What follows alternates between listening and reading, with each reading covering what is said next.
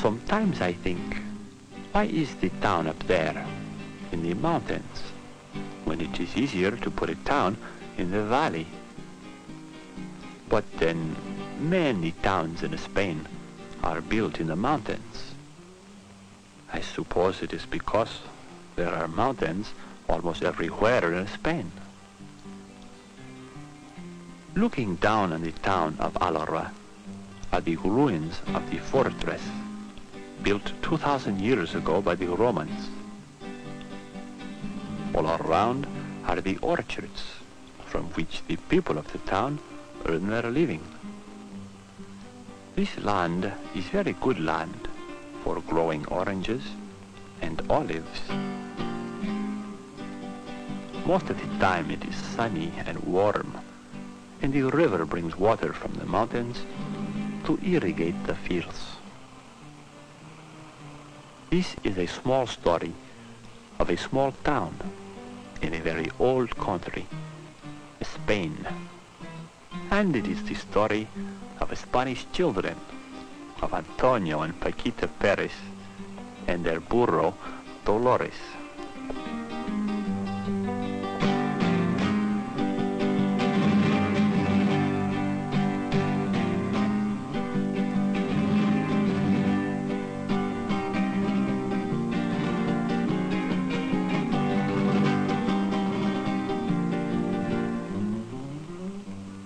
It is December in Andalusia, in the south of Spain.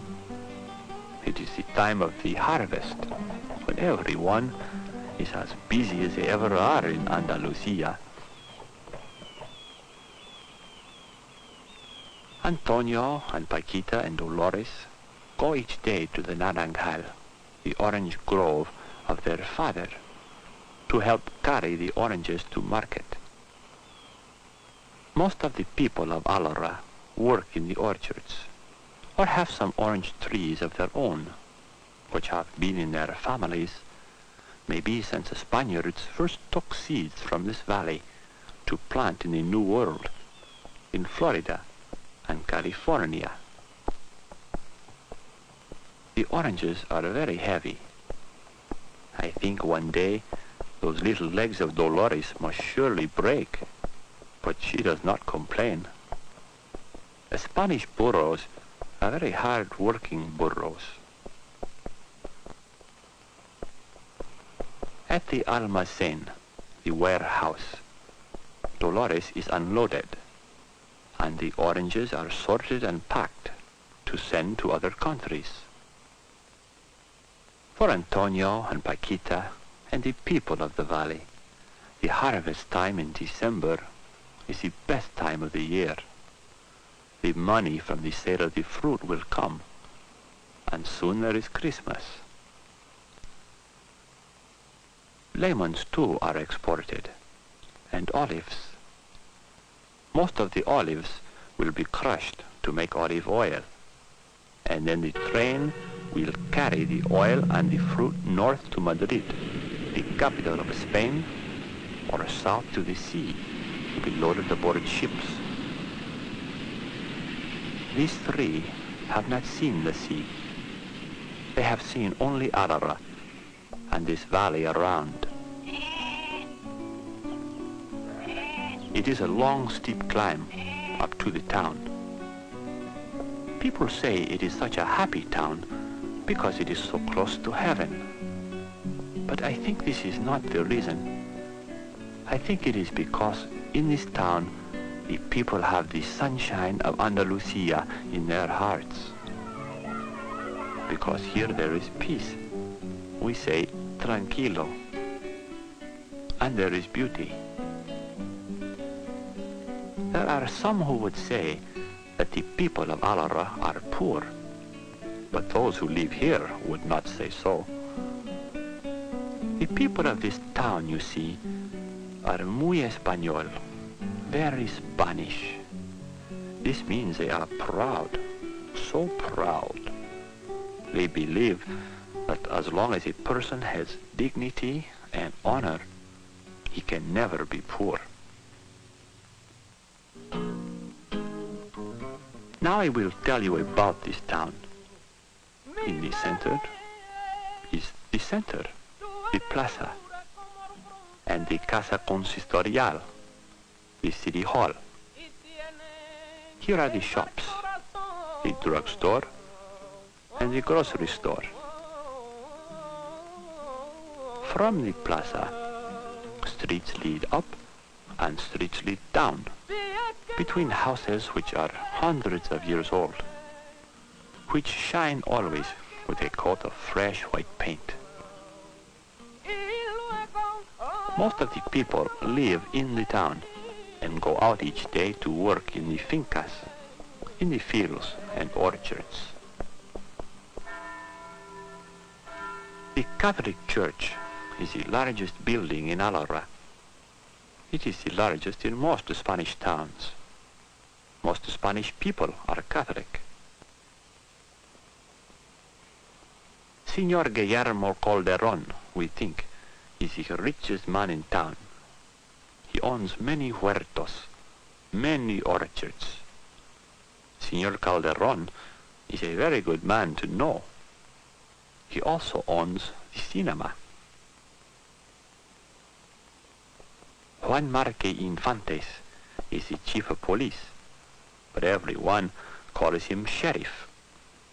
This word they have learned from cowboy pictures. The Caja Postal is the post office, and just on the hill is the hardware store, the Ferreteria, which is owned by the family of Maria Elena Fernandez de Navarrete, the prima, the cousin of Antonio and Paquita.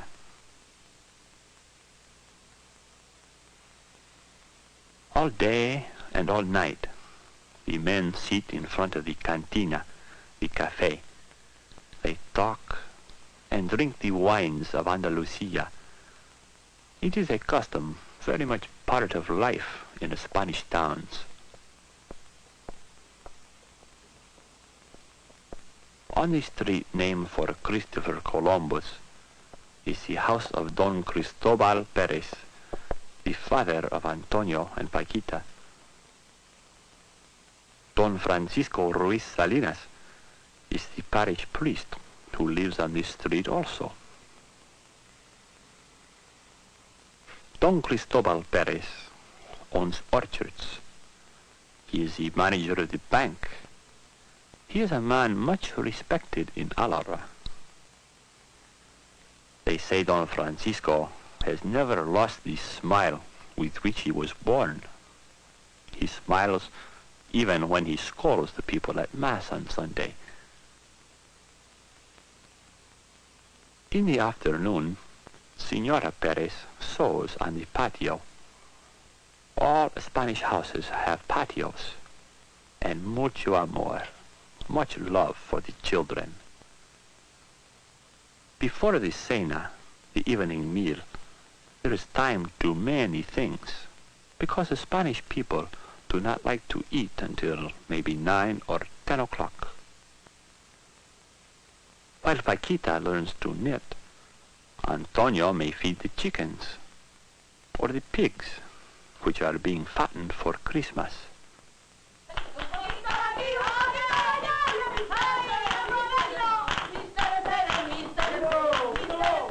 Often, very often, there is singing and dancing in the houses of Alóra. The relatives, friends, everyone likes this very much.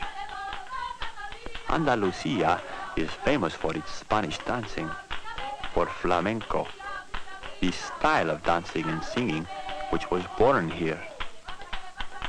Lupe Valdez sings the best flamenco in Alóra, and maybe one day Paquita will be the best ballerina, the best dancer.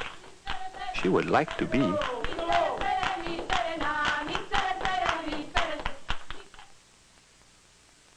When at last everyone has gone home, it is time to eat.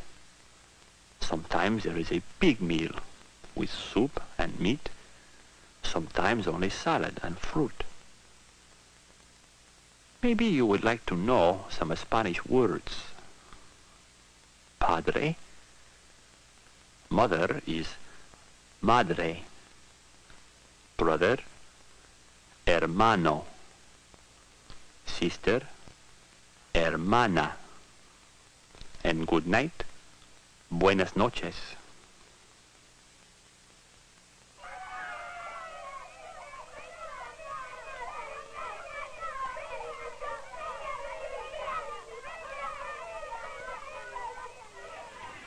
A school begins about 9 o'clock in the morning.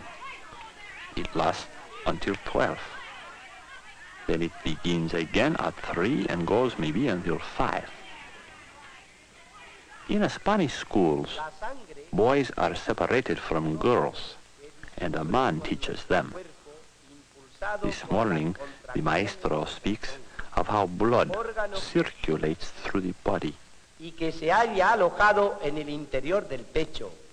El corazón alcanza el tamaño de un puño y está dividido en 4 cavidades, 2 ventrículos y 2 aurículas. In Paquita's class, there are only girls, and a woman teaches them. Gloria Hidalgo is reading. Un rinconcito a imaginar qué es lo que va a hacer cuando sea mayor. José Mari tiene At una 10:30, it is time for recreo, for recess.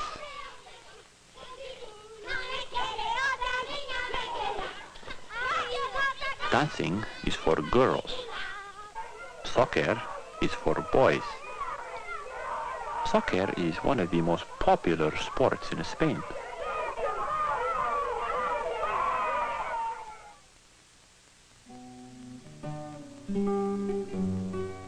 It is very quiet in Alóra between 12 and 3.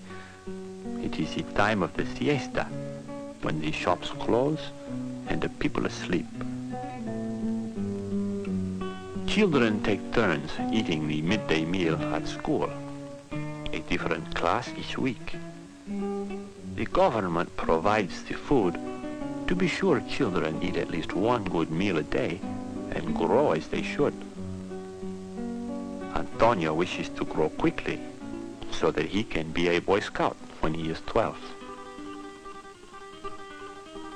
The Boy Scouts hike through the mountains. They learn about the fortress which towers over the town, which has seen so much of Spanish history. This fortress was built by the Romans before the time of Christ, over 2,000 years ago. Then it was captured by the Moors from Africa, who ruled in Spain for more than 700 years. When the Moors were finally driven out, then Spain grew to become the greatest and most powerful nation in the world.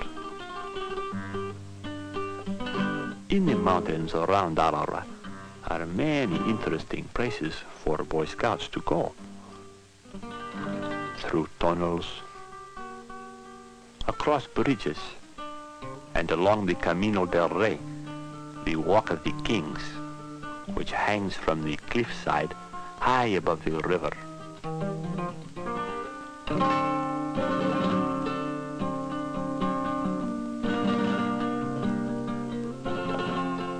These mountains, this valley, this town, this Alóra, this is the world of Antonio and Paquita, of Don Cristobal and the Señora Perez. It is a small world, but we think it is a good one.